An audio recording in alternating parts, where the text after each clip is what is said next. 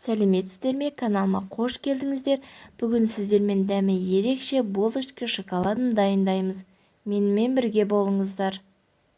Ең алдымен ыдысымызға 300 грамм жылы сүтімізді құйып, үстіне 10-15 грамм дрожжымызды саламыз.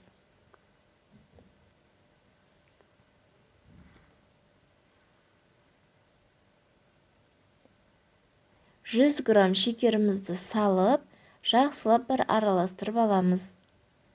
Араластырып болғаннан соң 7 минуттай жылы жерге қойып қойыңыз.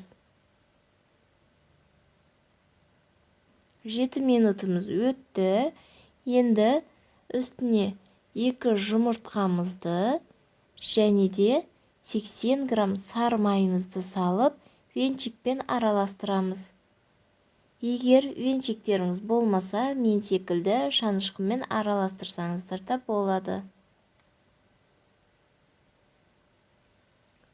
Араластырып болдық. Үстіне шым-шым тұзымызды және де еліктен өткізілген 600-700 грамм ұнымызды салып, жұмсақ қамыр илейміз. Қамырымыз дайын, тестамызды көтерілгенше қойып қоямыз. Начинкасына шоколадымызды ұсақтап аламыз. Ұсақталған шоколадымызға корица қосып араластырып қоямыз. Корица мен шоколадты қалауыңызша қоссаңыз болады. Мінекей тестамыз көтерілді. Көтерілген тестамызды 4-ге 6-ға қалауыңызша бөлікке бөлесіздер. Тестамызды осылай жайып, үстіне ерітілген сары майымызды жағып шығамыз.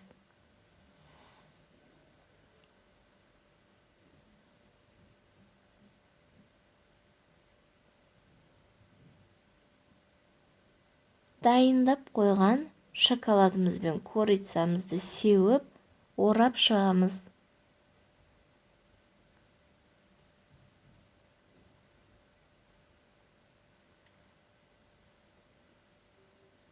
Орап болғаннан соң дәл видеодағыдай пышақпен кесіп, қайта айналдыра орап, форма жасаймыз.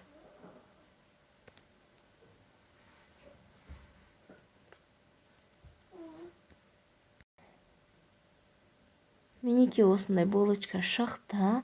Булочкаларымызды дайындап болғаннан соң көтерілгенше бір 15 минуттай қойып қойыңыздар.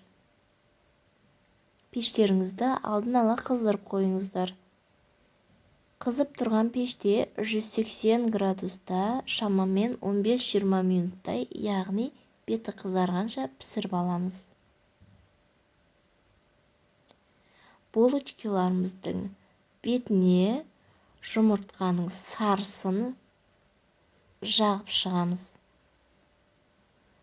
Мінекей қыздар, біздің дәмі ерекше булочка шоколадымыз дайын. Жасап көріңіздер. Ұнаса лайк басып, комментарий қалдыруды және де каналыма жазылып, колокольчик все батырмасын басуды ұмытпаңыздар.